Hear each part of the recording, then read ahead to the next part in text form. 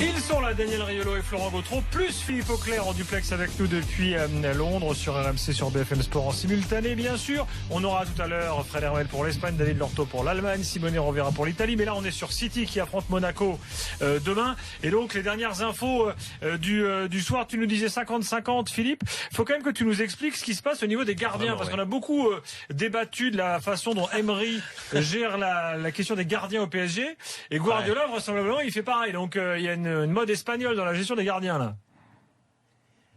Il y a surtout une mauvaise gestion des gardiens, dans la mesure où Joe Hart, qui était le gardien titulaire, bien évidemment, Manchester City la saison précédente avec Manuel Pellegrini, et bien des saisons auparavant, n'a même pas eu l'occasion de montrer ce dont il était capable à Pep Guardiola. Et du coup, on a eu l'arrivée de Claudio Bravo et Joe Hart qui est parti immédiatement prêt à Torino.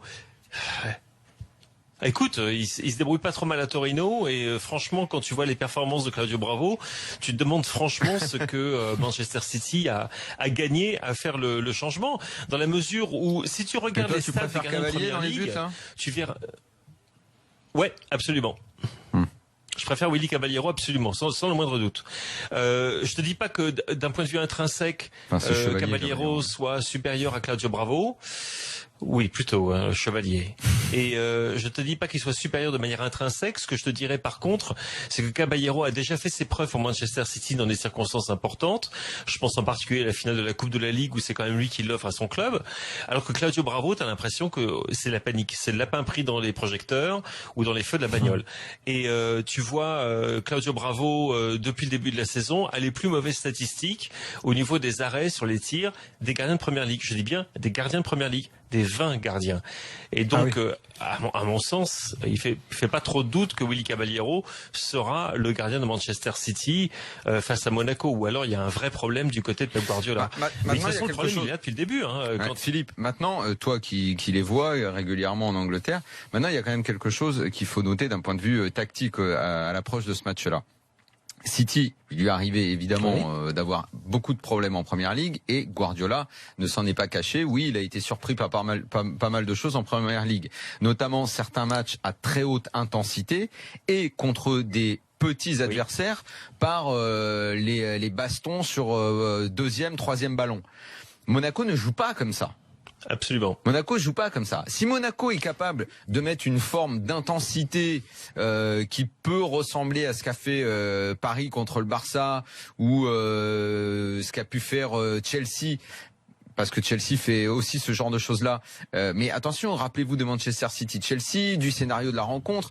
City peut très bien gagner ce match-là comme pratiquement c'est très rare, Philippe, corrige-moi si je me trompe, où dans les matchs de City, tu te dis pas, ils pouvaient le gagner le match, même quand ça a mal tourné par eux, parce que soit ils ont raté des occasions, mais ils s'en créent beaucoup des occasions. C'est une équipe qui fait beaucoup de jeux, qui se crée des occasions. Donc, en aucun cas, on peut partir dans l'idée que soit ça va pas être méga compliqué pour Monaco, que Monaco soit favori, ce genre de choses. Attention, c'est périlleux, une équipe d'abord avec autant de talent et dirigée par Guardiola.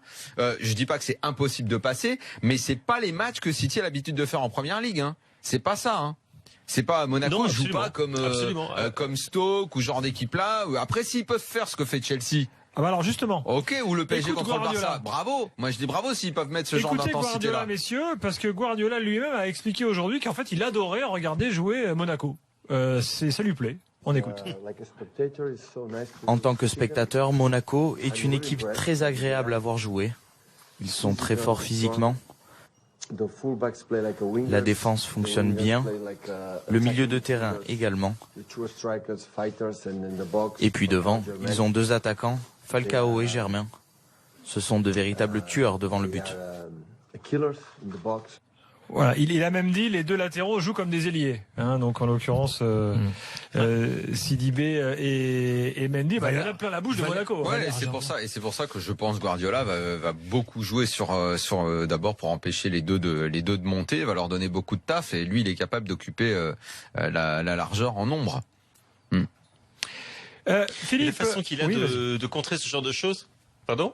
La façon qu'il a de contrer ce genre de choses, lorsqu'il doit faire face justement à des arrières qui montent très très haut, ce qu'on a vu en championnat d'Angleterre cette saison, c'est de jouer avec une ligne défensive qui nous paraîtrait presque suicidaire, mais qui a très très bien marché. Moi, quand je l'ai vu fonctionner pour Manchester City, que ce soit à domicile ou à l'extérieur, face à des équipes qui aiment faire le jeu, face à des équipes qui construisent, ça fonctionne très bien.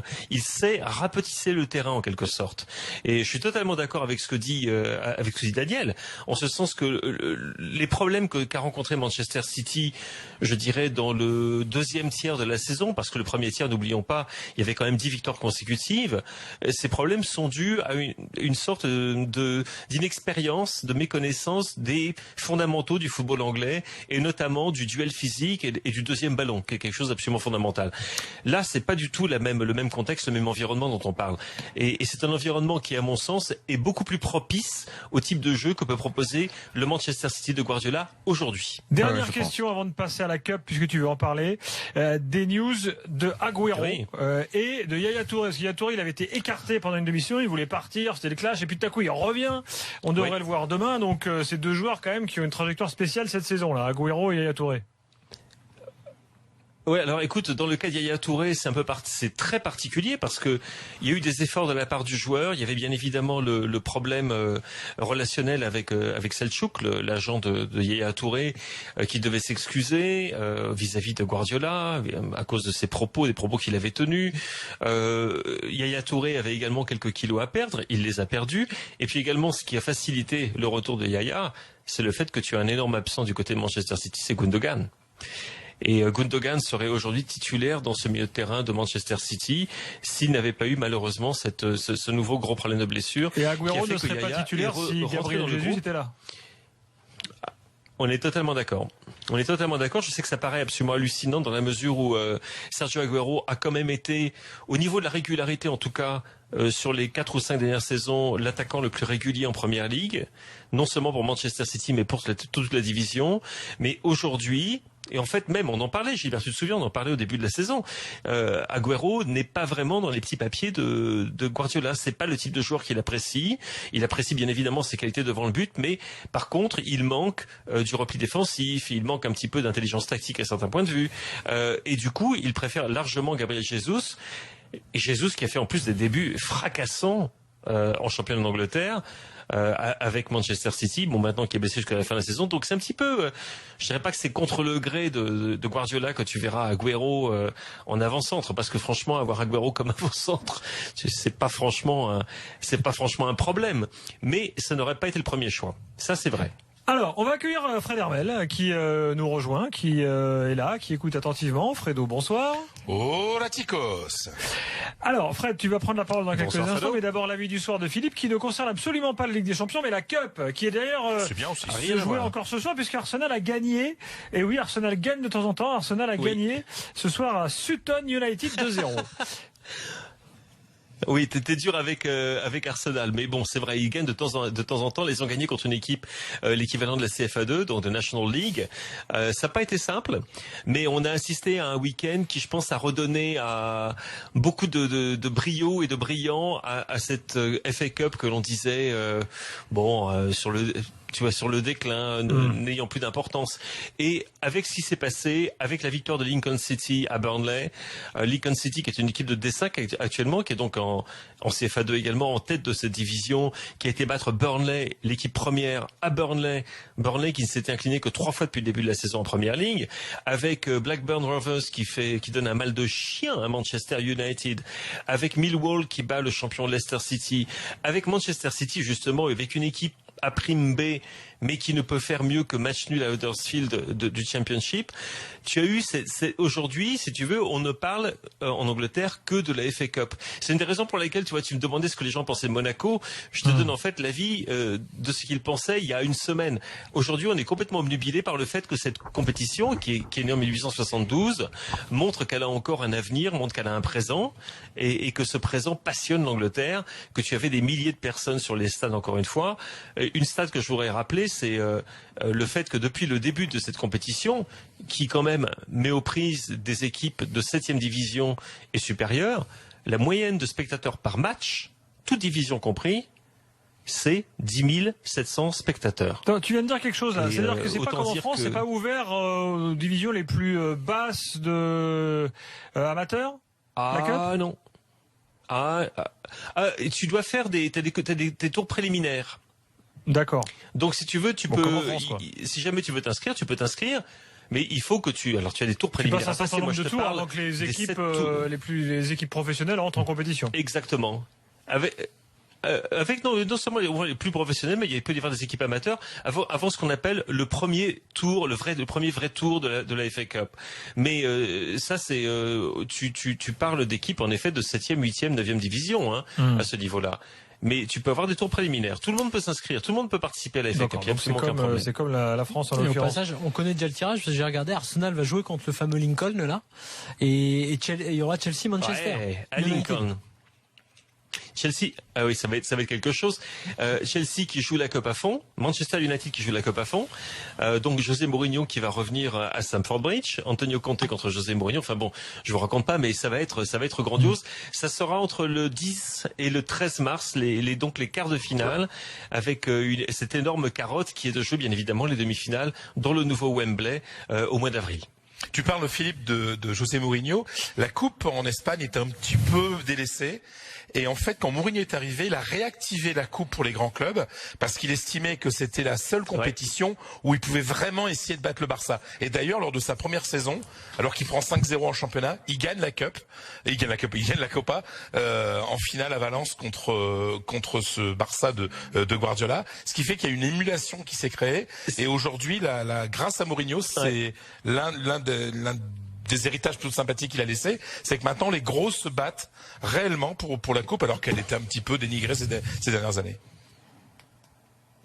Oui, non, mais je dirais c'est typique mourinien, Fred. C'est quand tu vois ce qu'il a fait quand il est arrivé à Chelsea, sa priorité c'était le premier trophée, c'est-à-dire remporter la Coupe de la Ligue en 2005. C'est-à-dire qu'il veut un trophée tout de suite, il veut que ses joueurs prennent l'habitude de gagner, et souvent une coupe comme celle-là, c'est le moyen justement de donner ce premier goût. C'est moins compliqué qu'un championnat, c'est moins compliqué que la Ligue des Champions. Ça oui. Exactement. Juste un dernier truc pour conclure sur la Cup, ça fait débat en Angleterre le fait de rejouer les matchs nuls, parce qu'en France on ferait ça, il y aurait un scandale absolu. Oui. Ça fait débat, ça fait toujours débat, mais ça fait débat de la... Oui, ça fait débat chez les plus gros. Ça fait pas débat dans le reste de la pyramide du football anglais parce que lorsque tu as un club de D4, de D5 ou de D6 et que tu dois rejouer un match et que tu as la chance que ce match soit diffusé en direct à la télévision, ça veut dire des rentrées d'argent absolument cruciales au niveau de la billetterie et évidemment au niveau de la diffusion des images qui peuvent te changer une saison. Et pour un club comme Sutton United par exemple ou pour un club comme Lincoln, ça fait une différence colossale dans leur présent et dans les saisons à venir, la préparation des saisons à venir. Donc, on n'est pas prêt, à mon avis, de voir renégocier ce principe des matchs à rejouer qui ont été abandonnés pour la demi-finale quand même. Parce que les demi-finales, il n'y a plus de matchs à rejouer. Là, tu fais les tirs au but. Mais jusque-là, on s'en tient encore à cette réglementation qui donne des cheveux blancs à Arsène Wenger, qui en donne à Pep Guardiola, puisqu'il va maintenant devoir Wenger, il voulait limite supprimer les équipes nationales à l'époque. Ouais, non, écoute, la tradition est là, est conservée et est très importante pour le bien-être des divisions inférieures, qui sont pour moi le fondement, les fondations même du football anglais, de ce qu'il a de spécifique. Avant de partir en Espagne, dis-nous un mot du duo Pogba-Ibra qui a encore été bon. Voilà, ils sont leur lancée du match de Saint-Etienne.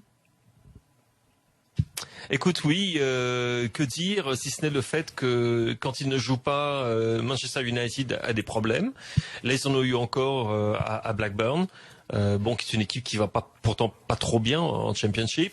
Mais il a fallu que José Mourinho fasse de nouveaux appels à son duo. Et le duo, c'est le duo Paul Pogba, Zlatan Ibrahimovic.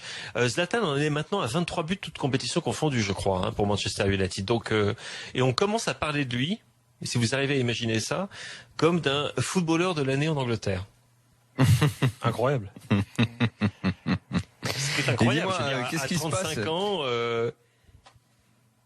Bah oui, parce que eux, tout va bien pour Manchester United et pour Ibra parce qu'ils n'ont pas la Ligue des Champions. Lui, tant qu'il s'agit d'être là en championnat et d'enquiller contre le tout venant, ça va toujours. Mais qu'est-ce qui va se passer à Manchester United qui est dans une bonne passe en ce moment s'il n'y a pas de Ligue des Champions? C'est pas un problème, où ils sont à ce stade avancé du développement Première Ligue dont on a parlé parfois ces derniers temps, à savoir que briller en Première Ligue suffit au business et que la Ligue des Champions deviendra dans le temps secondaire. Non, ils seront en Ligue des Champions l'année prochaine. Ah bon, ils y seront d'une manière ou d'une autre. Oui, je les vois terminer. La dynamique est excellente. Qui va craquer? Comment ça va se passer, ça? Ah, écoute, moi je me fais plutôt du souci. Je me fais du souci pour Liverpool, Arsenal et Tottenham en ce moment. Je me fais pas de souci pour les clubs de Manchester. Depuis plusieurs semaines, la dynamique va dans le sens des clubs de Manchester. Manchester United, tu regardes les résultats depuis un bon bout de temps. Le début de saison a été très compliqué. La saison sera que la dynamique soit bonne, je suis d'accord avec toi. Ça, oui, c'est beaucoup mieux Manchester, rien à voir. Oui. Ah ouais, non, mais en plus de ça, si tu veux, ils ont une vraie chance de se qualifier pour la Ligue des Champions via l'Europa League. Hein. Parce que ça va être compliqué de les sortir. Ah oui, c'est vrai, il y a cette éventualité-là. Oui, c'est vrai, j'avais pas pensé à ça. Il faut la gagner, mais José Mourinho la prend très. Oui, absolument. Il y a Lyon. José Mourinho la prend très au sérieux. Vous n'avez qu'à voir les 11 qu'il a mis en place dans cette compétition. En championnat, pour l'instant, ils sont 6e à 2 points de la 4e place. Hein. Alors c'est rien 2 points. Je suis d'accord avec toi, c'est rien. C'est rien. Oui, on va enchaîner, les gars. J'ai une petite question rapide, s'il te plaît. Très vite, parce qu'après c'est ton tour, Fred. Bah oui, mais ça a une belle transition. Philippe, t'as entendu parler de cette histoire que Nasri serait prêt à lâcher de l'argent de ce que lui doit Manchester City, histoire de vite régler sa fin de contrat pour pouvoir s'engager définitivement avec Séville. Ouais. Je rappelle qu'il est prêté. J'ai entendu ça également. Et vu ce qui se passe avec Séville en ce moment et vu l'avenir qu'il a à Manchester City, à savoir c'est un mur. J'aurais tendance à prêter attention à ce qui est plus qu'une rumeur. Dans quelques instants, juste après une courte pause, Fred Hermel qui va lui aussi parler de Ligue des Champions et de ses clubs espagnols restants. Et il y en a tout le temps, hein, donc il en reste encore. Et là, il y en a 2. Il y a Séville et il y a l'Atlético. Tant qu'on tombe pas contre des comptes français, ça va, on tient. Hein. Ouais, c'est tout de suite dans l'after.